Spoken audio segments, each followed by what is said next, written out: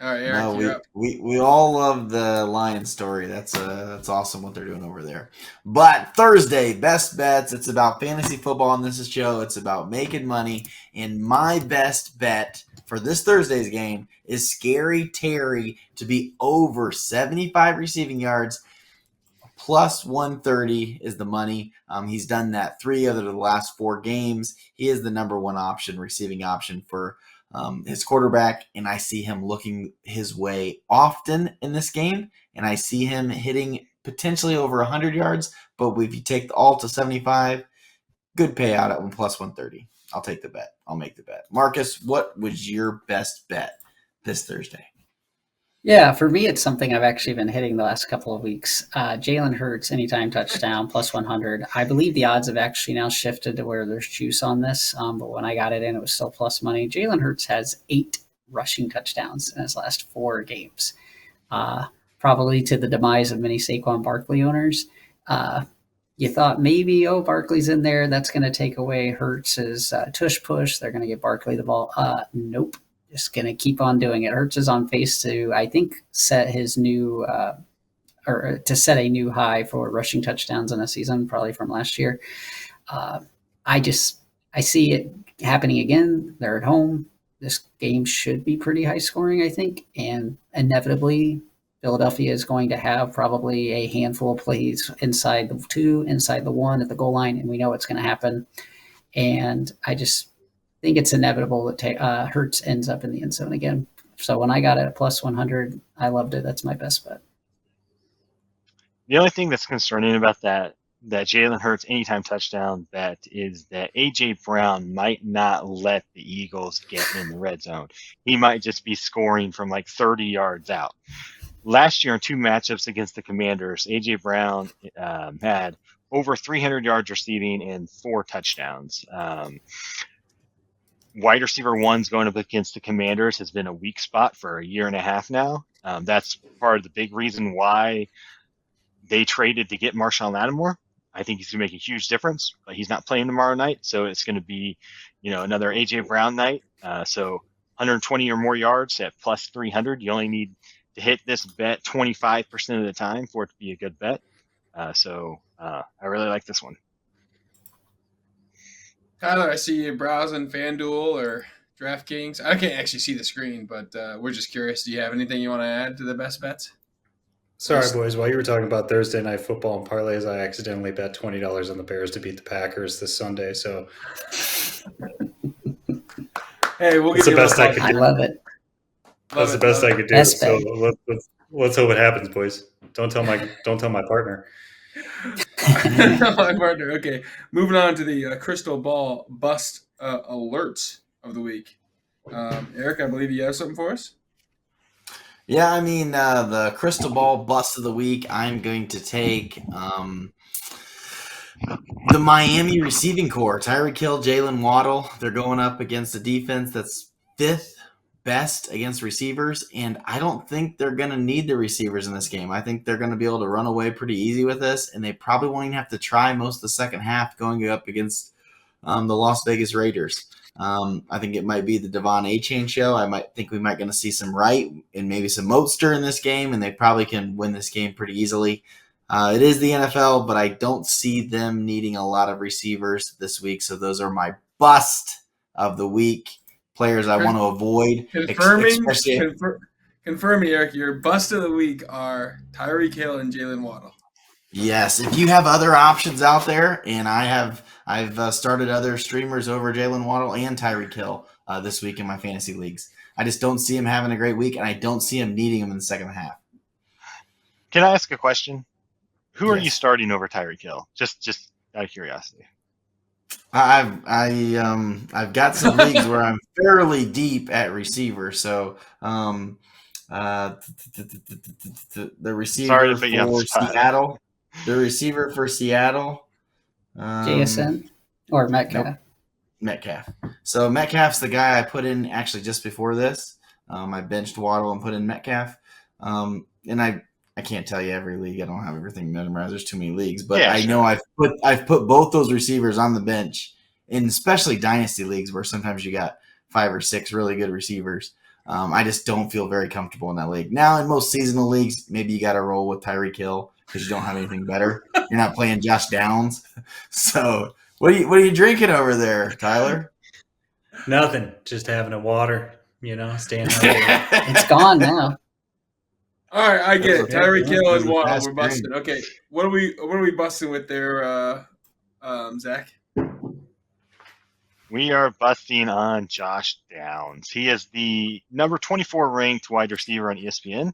I don't know if you haven't had a chance to adjust to the Anthony Richardson news yet or not. But Downs had a pretty good year overall. Unfortunately, most of that's come with Joe Flacco. So in the games where Joe Flacco plays, he averages, about 7 catches for 70 yards. In the 3 games that Downs has played, that Flacco has not played, he has 3 catches for 22 yards, 1 catch for 3 yards, and then 1 where he had 4 for 109 and a touchdown. But that included like a 69-yard touchdown that was like wide open, kind of a fluke play. So, to me, Josh Downs, very risky, very much a boomer bust guy. Look at a guy like Jalen Waddle or Jameson Williams. Those guys are ranked in the 40s who kind of have that same boomer bust. I think Josh Downs should be at least that far down the list, maybe even further.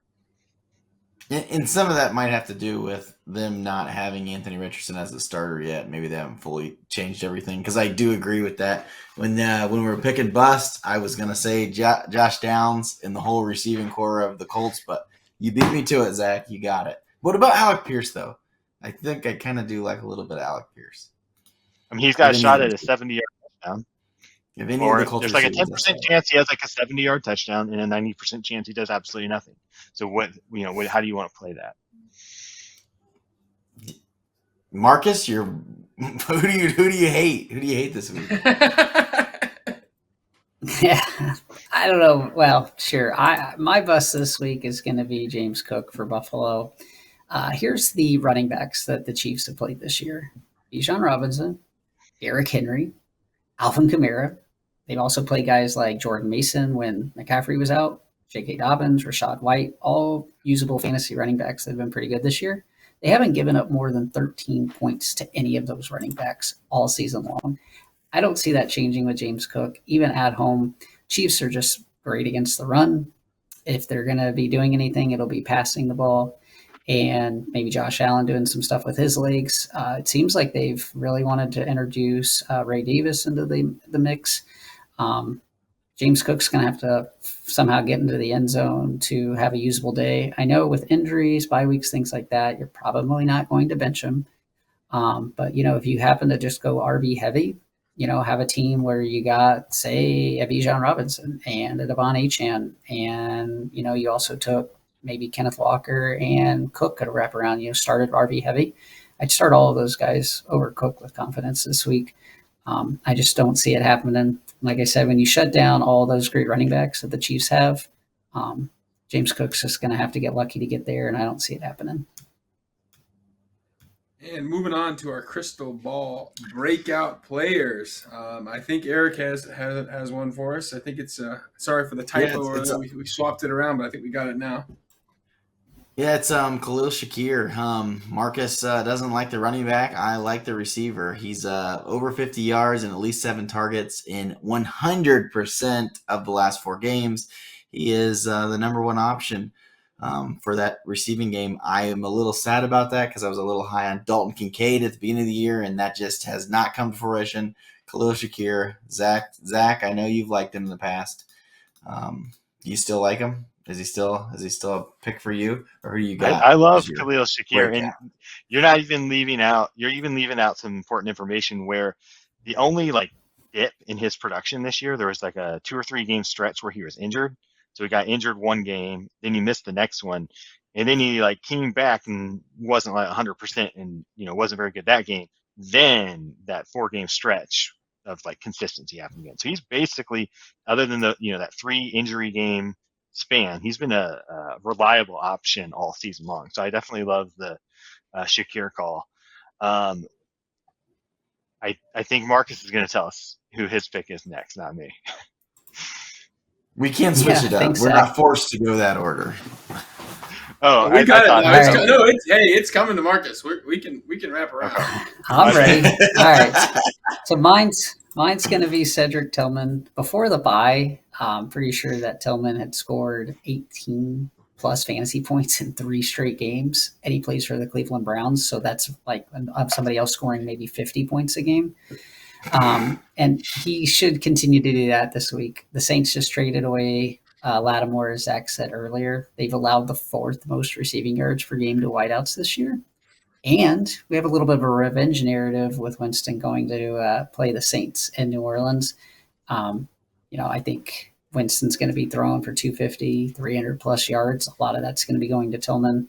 Even Njoku and that aspect as well. If you have him as tight end, holding them through the bye week. So for me, it's wheels up for Tillman. I expect that streak to continue of 18 plus fantasy points. Book it.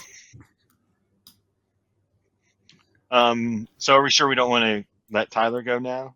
No. We'll let Tyler go. Tyler, you want to go? Tyler, what do you think? I don't have any picks for this week. I'm not in fantasy. I just do daily bets. But you still got to think who's going to bust. Who's going to bust? Tyler's all in on Rome. All right, tell me a little bit more about what crystal ball is. You've got this crystal ball deal. Hey, we think this person's going to definitely do bad, and we think this person's going to definitely do good because we have a crystal ball that tells the future. On Pocket Vision, we actually have crystal balls, so we're 100% accurate. Once again, this is a gambling show. Russell Wilson's going to do average, and we'll have to add that to the segment because it's not Justin Fields. I'd rather the Steelers put in Justin Fields. That'd be great. Wearing the jersey. But as far as good and bad, I think DJ Moore's going to do bad, unfortunately, because I've been betting on him all season. And I kind of can tell. We talking just Thursday night or the whole weekend, baby? The whole weekend. Yeah, it was all right. Yeah, no, I think DJ Moore's going to do bad. I think Caleb Williams is going to do good because he's got a fire lit under his ass, and I think Shane Waldron's going to do even better at his new job at McDonald's. So those are my predictions for next week. Start Waldron with confidence. Yeah, start with confidence. Do you put him at the fry cook position, or is he flipping burgers at the register? Okay, fry cook one because he's been doing it for a long time before he came into the NFL. So this guy knows the fry cook. He knows how long the oil needs to boil before you put the fries in. Yeah, I'm telling you, perfect amount of salt, everything. Yep. Would you take it? Hey, Tyler, would you take him at the Rock and Roll McDonald's, or is he not cut out for it? He's not ready for the Rock and Roll McDonald's. Absolutely not. Because that's in Chicago, and the last Chicago gig he had was not too fruitious for him. So I think he's gonna cut his teeth in Schaumburg, and we'll see where he's at in a few years, and maybe we'll have him back. All right, Zach. I think we got one more. I think where you can really make up the difference in frying fries is the salting, because to fry the fries, you literally just push a button. But anyway, my crystal ball pick of this week is Juwan Jennings, the 49ers. So a few weeks ago, they lost Brandon Ayuk. They didn't have Juwan Jennings to fill in right away, but Jennings was back last week. He played over 90% of the snaps and had 11 targets for 93 yards. He's kind of going to be that guy on the outside now. And we've seen him have huge games before, like week 3 against the Rams. So the upside's there. He's the number 32 wide receiver in ESPN. I think he needs to be in the top 30. He's a starter this week. Also like Pearsall, but need to see a little bit more of him before I move him into some starting lineups. I got one more bonus bet for you guys. We're so not into football, but it's the biggest fight of the year: Mike Tyson versus Jake Paul. Now, Jake Paul's the favorite in this fight. He is 30 years younger than Mike Tyson, but Mike Tyson is the real boxer. And I saw an interview where Mike Tyson came out and his first day training. He's like, "What the hell did I get myself into?" But his trainer said he's stronger than he's ever been. So him stronger than he's ever been, the skills that he's had, he's already the best. He's the underdog in this fight. I like Mike Tyson to win the fight, and I like Mike Tyson to have a knockout round 1, 2, or 3. He can bet all those.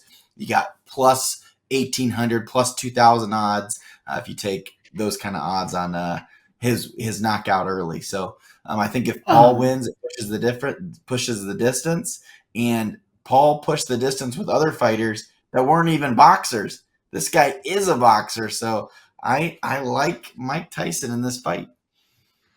How Isn't this the many plot of rounds is Rocky it scheduled Balboa? for? Yeah, the Yes, flip flop. it's the real life version of it where they get paid $300 million to fight. Hey, Eric, guys, How many earlier- rounds is the fight? 7 rounds. Nobody knows. 7. I would be slightly worried to say let's make this go on longer for the views. 6 or rounds. whatever. Sorry. No, That'd be- 8. 8.